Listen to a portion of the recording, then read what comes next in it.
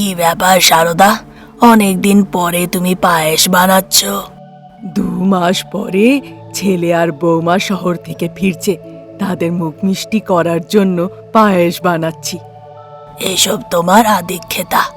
ছেলে বৌমার শহরের মিষ্টি খেতে পছন্দ হবে, তোমার হাতের পায়েস কি ভালো লাগবে?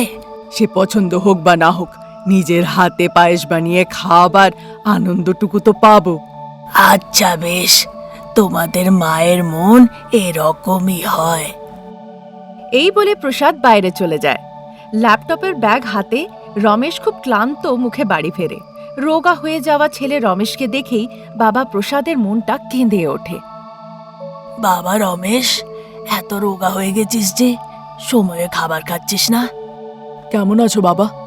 মা কোথায়? আমি ঠিক আছি বাবা, ভেতরে আয়। তবে বৌমা কোথায়? অনামিকা শহরেই আছে। রমেশ কথা বলছিলই ততক্ষণে সারদা রান্নাঘর থেকে বেরিয়ে আসে। রমেশের আওয়াজ মনে হচ্ছে, তাহলে কি সে এসে গেছে? এই বলে সে বসার ঘরে আসে। ঘরে দাঁড়িয়ে কথা বলতে বাবা আর ছেলেকে দেখে সে ভীষণ আনন্দিত হয়। বাবা রমেশ! চোখে ভালোবাসার অশ্রু নিয়ে সে ছেলের দিকে তাকায়। দেখে রমেশ খুব রোগা হয়ে গেছে। মুখের ক্লান্তি আর চিন্তা যেন স্পষ্ট দেখা যাচ্ছে। এত রোগা হয়ে গেছিস কেন বাবা? বৌমা ঠিক করে রান্না করে না, বাইরের খাবার খাচ্ছিস, সেটা তো তোর হজম হয় না। শারদা, অনেক প্রশ্ন করলে। যে পায়েসটা বানিয়েছো নিয়ে এসো, কে জানে কখন খেয়েছে। এক্ষুনি নিয়ে আসছি গো। বলে সারদা চলে যায়। তারপর বাবার ছেলে একটি জায়গায় গিয়ে বসে। বৌমা কেমন আছে বাবা? কোনো সুখবর আছে নাকি? বাবা, এই 6 মাস হলো বিয়ে হয়েছে, এখনই সুখবর? একটু জীবনের আনন্দ নিতে দাও। এভাবে বসে তারা গল্প করছিল। সারদা দুজনের জন্যই পায়েস নিয়ে আসে। তারপর ঠিক 10 মিনিট পরে মা, বাবা, তোমরা আমার সাথে শহরে চলো। ঠিক আছে বাবা, আমি তো সে কখন থেকে এই কথারই অপেক্ষায় ছিলাম। তুই বললে 10 মিনিটের মধ্যেই জামা কাপড় গুছিয়ে নেবো বাবা। সারদা চলে যায়। তার মধ্যেই রমেশের ফোনটা বেজে ওঠে।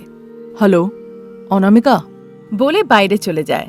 ওদিকে শহরে একটি অ্যাপার্টমেন্টের ব্যালকনিতে দাঁড়িয়ে অনামিকা রমেশের সাথে কথা বলছিল। জানো তুমি, আমাদের পাশের ফ্ল্যাটে থাকা রমাদেবীর ভাগ্য উদয় হয়ে গেছে। অ্যানাকন্ডার রূপে নাকি? শুধু ইয়ার্কি মারা না, কিছুদিন আগে উনি আমায় বলেছিলেন উনি নাকি 2000 টাকা দিয়ে লটারির টিকিট নিয়েছেন। ভাগ্য ভালো থাকলে নাকি 10 লক্ষ টাকা পাবেন। আমি তোমাকেও বলেছিলাম, তুমি তো আমাকে বারণ করে দিলে। অনামিকা, আমি গ্রামে এসেছি, অন্তত একবার জিজ্ঞাসা করো কি মা বাবা কেমন আছে। আমি ঠিকঠাক করে পৌঁছালাম কিনা সেটাও তুমি জানতে চাও না। বাবা, তুমি ঠিকঠাক করে গ্রামে পৌঁছবে না কেন শুনি? আর যখন জানি যে মা বাবা গ্রামে ভালোই আছেন, তাহলে বারবার ওই একই কথা জিজ্ঞাসা করার কি দরকার বলো তো? তাহলে আর কি? রমেশের জিজ্ঞাসা করাতেই অনামিকা পুরো ব্যাপারটা বলে। অনামিকা, আমাদের আয় বুঝেই খরচাটা করা উচিত। সঞ্চয় করা দরকার। এই নয় যে সামনের বাড়ির লোকে কিনেছে তাই আমাদেরকেও কিনতে হবে। এভাবে জেদ ধরলে কি করে হয় বলো তো? তুমি আমার কথা কবে শুনেছ যে আজকে শুনবে? হ্যাঁ, বলে সে ফোনটা কেটে দেয়। রমেশ বিরক্ত হয়ে ঘরের ভেতরে ঢোকে। ঘরে সারদা আর প্রসাদ যে কথা বলছিল তা সে শুনতে পায়। শহরে ছেলে বৌমা একান্তে থাকে, আমাদের যাওয়াটা কি প্রয়োজন?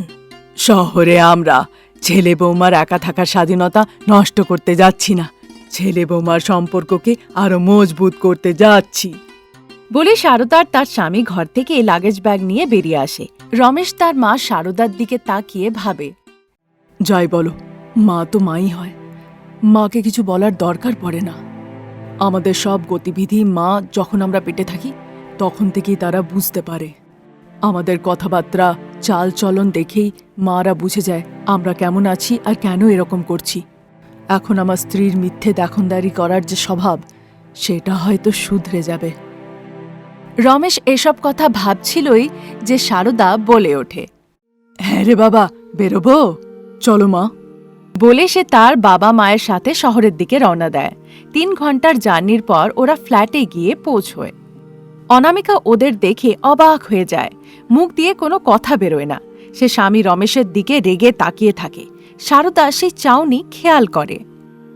কি গো বৌমা, নিজের চাউনি দিয়ে আমার ছেলেকে পরে ভয় দেখিও, আগে আমাদেরকে ঘরের ভেতরে ডাকো। না না মা, এটা তো আপনাদেরই বাড়ি, আমি বারণ করার কে? শারদা প্রসাদ ঘরে এসে সোফায় বসে। অনামিকা জল এনে দেয়, দুজনে জল খায়। অনামিকা কিছু না বলে রান্না করতে শুরু করে দেয়। চলো বাবা, হাত পা ধুয়ে নাও। প্রসাদকে নিয়ে রমেশ ঘরের ভেতরে যায়। শারদা রান্নাঘরে যায়। বৌমার সাথে গল্প করতে করতে সেও রান্না করতে লাগে। আধা ঘন্টা পর সবাই মিলে বসে খাবার খায়। এভাবে সেই দিনটা কেটে যায়।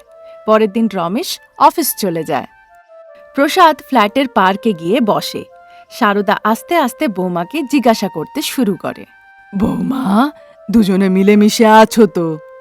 আছি মা, কিন্তু কিছু কিছু ব্যাপারে উনি একদমই আমার কোনো কথাতেই কান দেন না। বলো মা, কি ব্যাপার? তাহলে আমি নিজে ছেলের সাথে কথা বলবো। আমাদের পাশের ফ্ল্যাটে থাকা সুমতির বর ম্যানেজার। সে তার জন্য গয়না, ভালো জামা কাপড় আর মস্ত বড় একটা গাড়ি কিনেছে। তাকে দেখে মনে তোমার ঈর্ষা হচ্ছে নাকি? ঈর্ষা কেন মা? আমারও তো ইচ্ছে হয় যে আমার স্বামী ওরকমই আয় করুক। আমারও ইচ্ছে হয় আমিও দামি শাড়ি কিনি, সোনার গয়না কিনি আর ঠাটবাটে থাকি। আপনি বলুন না মা, আমার এরকমটা চাওয়াটা কি খুব ভুল? এতে কোনো ভুল নেই বৌমা। যখন আমি ওনাকে বলি সবাই এগিয়ে যাচ্ছে, আমরাই পিছনে দাঁড়িয়ে আছি, এ কথা বললেই উনি ভীষণ রেগে যান আর কথা কানেই তোলেন না। তখন রেগে বলেন যে আমি নাকি শান্তিতে ওনাকে ভাতটাও খেতে দিই না। উনি বলেন জীবনটা তুলনা করে চলে না অনামিকা, যা আছে তাতেই সুখে শান্তিতে থাকতে হয়। মাইনে, গয়না, শাড়ির কথা তো হলো, আর এমন কি কি আছে বৌমা যে ছেলে দেখেও দেখে না শুনি? আর কি বলবো আপনাকে মা, না কখনো সিনেমা দেখাতে নিয়ে যায়, না কখনো একটা পার্কে নিয়ে যায়। রবিবারেও সে বাড়িতেই থাকে। ঘুরতে যাওয়ার কথা বললে সে বলে আমি ক্লান্ত, আমি বাড়িতেই থাকি। কতখানি যে বোরিং লাগে, এই কথাটা একবার তো তারও ভাবা উচিত না? আচ্ছা বৌমা, ছেলে বাড়ি ফিরলে আমি তাকে বুঝিয়ে বলবো। এরপরে আর কখনো এসব হবে না তোমার সাথে। শারদা এ কথা বলাতেই অনামিকা খুশি হয়ে যায়। শারদাও পার্কে চলে যায়। তারপর প্রসাদের পাশে বসে ছেলের সংসারের অশান্তির বিষয়ে আলোচনা করতে লাগে। তাহলে এর সমাধান কি শারদা? আমি সেটাই ভাবছি, বৌমার এই ভরা সংসারটাকে কিভাবে ঠিক করা যায়। এভাবে দুজনে কথা বলে। তারপর 2 দিন পরে যে সুমতির স্বামীকে তুমি আদর্শ মানো, তার অন্য কারোর সাথে। আমি জেনে গেছি মা, কাল রাতেই সুমতি বলল যে সোনা শাড়ি কিনে দিয়ে সুমতির মুখ বন্ধ রাখা হয়। আরেকজনের স্বামীর নিয়ে জানলাম উনি তো টেবিলের নিচে থেকে নাকি ঘুষও নেন। এবার তুমিই বলো, সুমতি আর অন্যদেরকে দেখে নিজের ভরা সংসারটাকে তুমি নষ্টের দিকে নিয়ে যাচ্ছিলে। তুমি কি চাও আমার ছেলেও ওরকম করুক? না না মা, আমি ওরকমটা চাই না। উনি যেমন আছেন তেমনই থাকুক, আমাদের যা আছে তাতেই সুখে থাকবো। তোমার যে আয়নাটা সেটা ছোট, সেটাকে যদি টুকরো করো সেটাতে তোমার মুখটাও ভাঙা দেখাবে।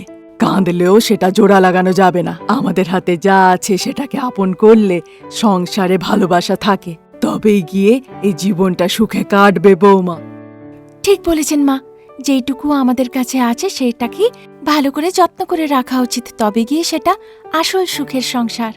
সেদিন থেকে অনামিকাকে রমেশের সাথে ভালোবাসায় থাকতে, ওর পছন্দের রান্না করে খাওয়াতে আর হেসে কথা বলতে দেখে রমেশের মন আনন্দে ভরে যায়। নিজেদের কাজ শেষ করে শারদা আর তার স্বামী গ্রামে ফিরে যান। প্রতিবেশীদের সাথে তুলনা করলে নিজেদের সুখ নষ্ট হয়ে যায়। আমাদের যা আছে তা যদি আমরা ভালোবেসে আগলে রাখি, তবে আমাদের সংসার সুখে ভরে উঠবে। শাশুড়ি শ্বশুরের জ্ঞান আর বৌমার সঠিক উপলব্ধি মিলে ওই পরিবারটি সুখী পরিবার হয়ে ওঠে। আজ এই পর্যন্ত। নতুন গল্প নিয়ে আমরা আবার হাজির হব। নমস্কার।